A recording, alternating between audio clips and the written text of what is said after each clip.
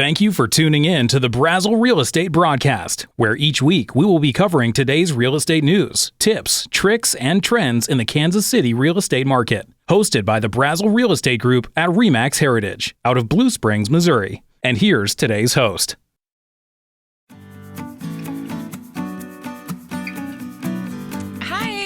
Thank you for joining us for our Brasel Real Estate Podcast today. I'm Alicia Harwood, a broker salesperson on the Brasel Real Estate team. This is our team owner, Phil Brasel, and our team leader, Tricia Dygert. So today we got some interesting topics to talk to you about, and the first we're going to start off with is market mayhem. So our stats came out for the Kansas City metro area, and it looks like in July, 4,102 homes have sold. And the average sales price in the area is about $256,000. That's a little skewed by some higher priced homes that sell throughout our whole metro area.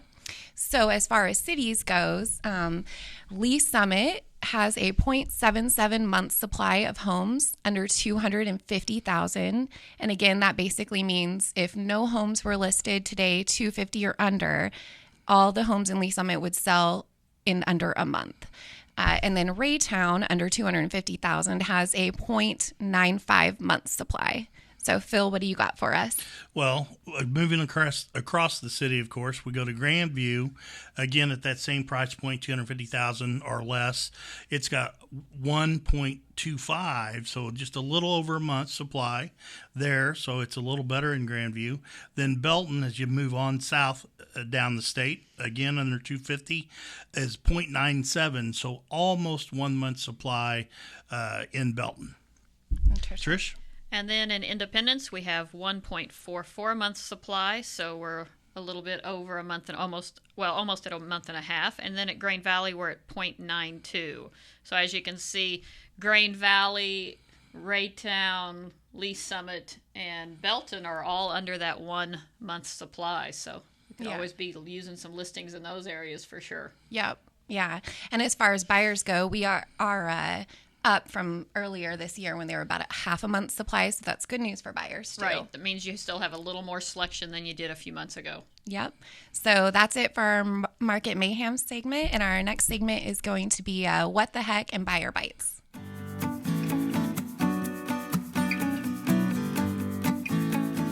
All right, we're back with our What the Heck segment, and we're going to mix our buyer bites in with it today because we're going to be talking a lot about interest rates, and that's something that's very important for buyers. So we are doing interest rates take 2 with Deb from Motto Mortgage. And what information do you have for us on these amazing interest rates we're seeing? I know, it's crazy. Watching them fall lately has just been really exciting because number one, you're getting more buying power than what we had before. So I've got a few little examples on that. And then some people are looking to refi. So with that being said, I'll kind of go over some of those examples. But excellent. I have a scenario of like $230,000 as a loan amount. And the score I'm going off of is a 680. It's a 30-year fixed FHA loan. And right now, they're sitting right about 3.375. Wow. Which is amazing.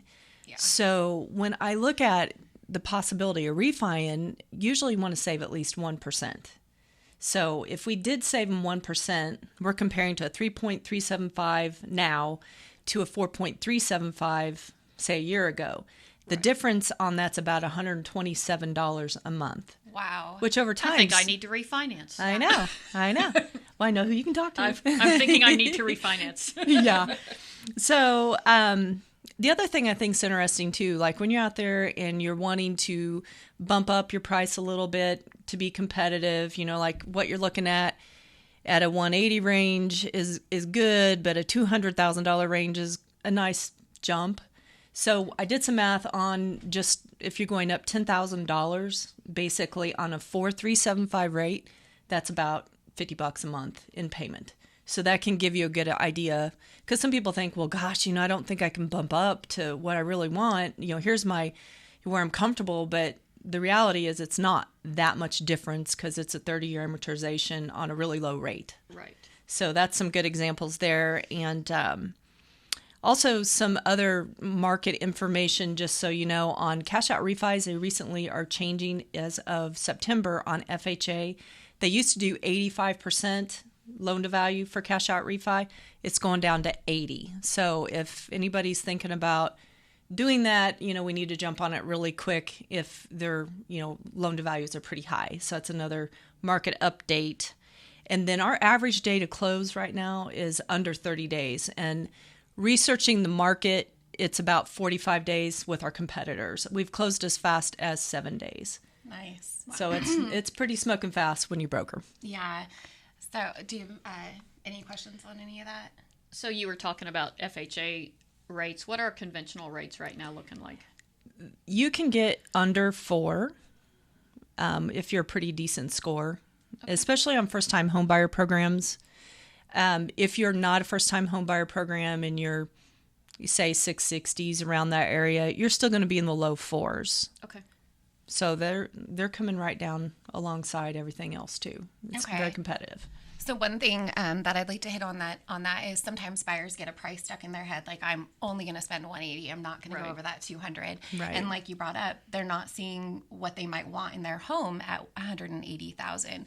So it's really important to talk to your agent and talk to your lender and check on that. If I put my price range up to 215,000, how much of a difference is that going to make? Because it might be well worth it. Right.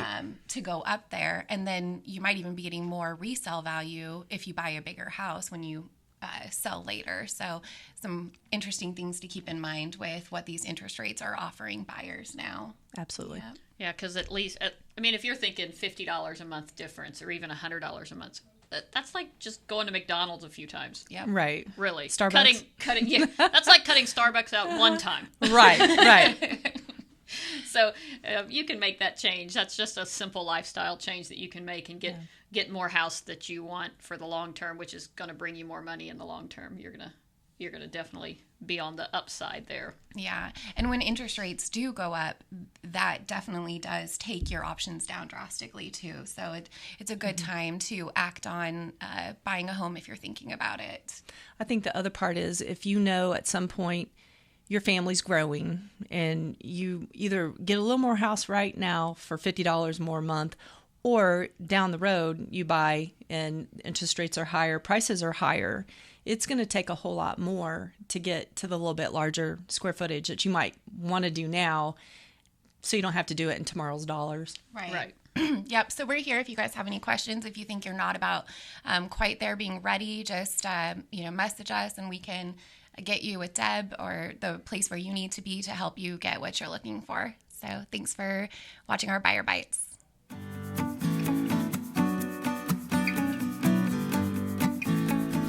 All right, it's time for our seller sound off. And today we're going to talk about ways to maintain your home. So when you purchase a home, you're hoping that in the future you can sell it and get a nest egg off of it when you sell it. And we've seen a lot of sellers be able to do that, but we've also seen some sellers struggle with being able to make profit when they sell their home. And a lot of the reason why is because they're not maintaining it with normal, easy maintenance stuff you can do. So I'm going to go to Tricia. What's some home maintenance stuff you recommend sellers doing themselves? So a lot of the things we're going to talk about right now are things that we think as a homeowner you can actually do yourself, not things that you have to call someone to do or spend a lot of money on. These are just basic things that if you do them on a regular basis, you're going to be taking care of your house and you're not going to be, selling for a lot less than you want. So some of the things, like I know I go around my house and I think, okay, I walk around the perimeter. I look at filling the dirt, making sure the grade is right. That's simple. You can buy dirt and put it in, make sure your grade is sloping away from the house. And dirt's very inexpensive. I always check my gutters, make sure there's in the downspouts that there's no holes starting in the downspouts. It's really simple. If your downspout starts to rust, you can literally cut that off and replace a piece. It's super simple to do. I check. So your exterior vents, where your dryer vent comes out, I get a ladder. I go up there. I reach my arm in there. I get some of the lint that you can't get just from your typical dryer vent stuff. I also inside I pull the dryer out and I clean that vent out or I replace it. simple things that you can do to maintain. AC filters are a big deal. You know, your furnace filter needs to be changed. I change mine literally once every month or 2 months. And if you have animals in the house, you should definitely be changing it every month. In fact, will just keep that HVAC going longer. I know. In fact, you were just telling us a story of a person that you helped, and they hadn't changed their filter for like 3 years. Yes, she hadn't changed her filter in 3 years, and her AC was out, and she was an older lady, kind of a acquaintance to the family, and she just didn't have family or anybody to help her out. So, yeah, her AC filter was so clogged that it was the functioning was just gone. It wasn't working. We replaced that, did a little Freon repair, and she's good to go. But, you know, if you want your HVAC system to last for years, you have to maintain it. Those simple things. And I know that some people may not want to do this, but you also can pour a little bleach water down your condenser line to keep it clean. That's something that, you know, HVAC people are going to say to you all the time as well. And Phil, what about like the exterior of the house? Do you like look for wood rot and those kind of things? And yeah, and again, a lot of the stuff that we're actually saying right now is stuff that the inspector is going to look at if you're selling your house.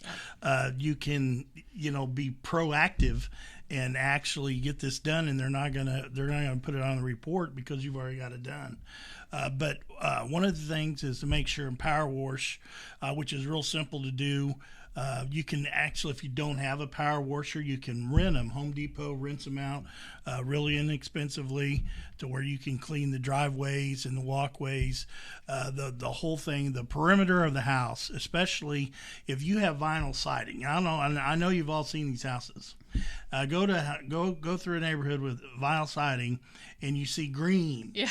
You see green moss, right? Everywhere. You see it everywhere. And you think, oh, my God, that's horrible. But a power washer, somebody literally in a matter of a few hours can make that house look brand new on the outside with aluminum siding. So it goes a long way. Same thing with mowing the grass. You know, keeping it all nice, neat, and detailed, because when they're driving around through the neighborhood, you know, people look for that.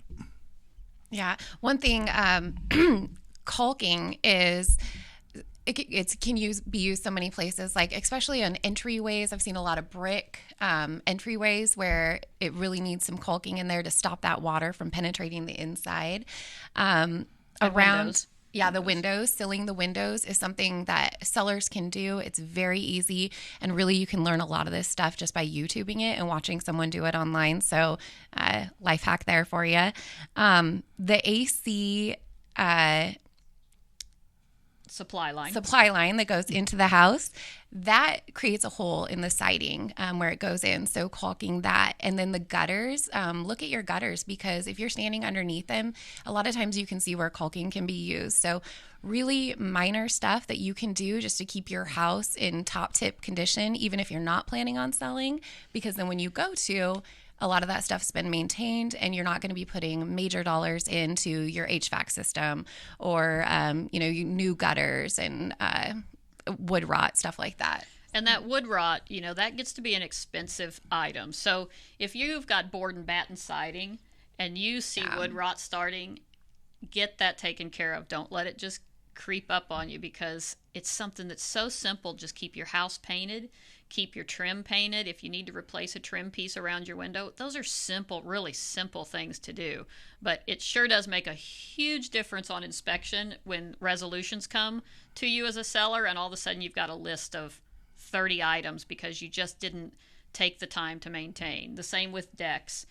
Yes, I see that. Stain them. Yes, put please. Waterproofing on them. Please, it's power wash them and put the stain on them. It's a simple thing to do, but it'll save you a lot in the long run. Yeah, and that's one thing that shows to buyers when we're out looking at houses on a daily basis.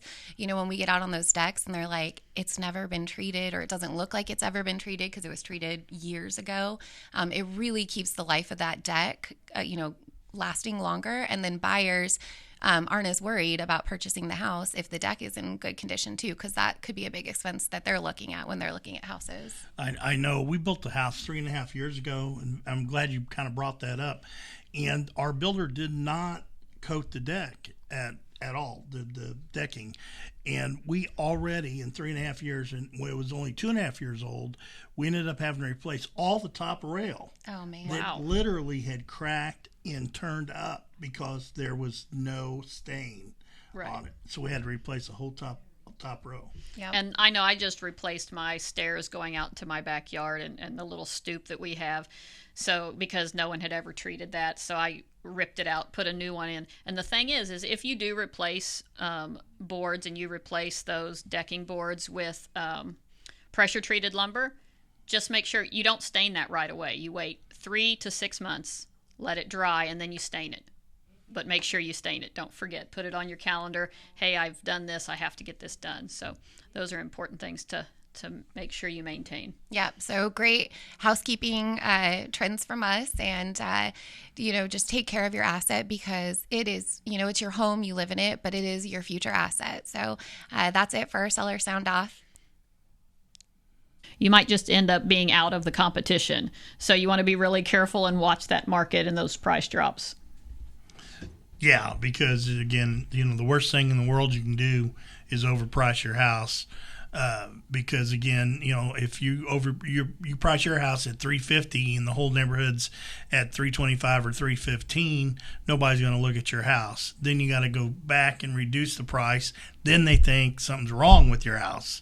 So again, pricing's, stay on top of it with your realtor because they know what they're doing when they talk about price for you. And it certainly changes what you might come into the market at the first of a month. It changes drastically when new comps come out. Oh, and those appraisers, they're on top of those things, so that's how it's going to value your house. In closing today, we were talking about the interest rates that are still so great. Get out there and check out what you can buy for your money. Seller sound off, we talked about the different things about the seller's market. Being under 225 and probably a little more of a buyer's market in that 300 range and up. And Buyer Bites, check out how we determine what a good neighborhood looks like. And Alicia, you want to finish it off? Yeah, so we're bringing you guys valuable news, to help you get the most for your homes or get the best deal when you're buying. So please like our page and follow it. And then we're also on YouTube. So the Brasel Real Estate Group is our Facebook page and YouTube page. So you guys can like it and just keep an eye on the information we're bringing to you. Thanks for watching. Thanks again. See you next week.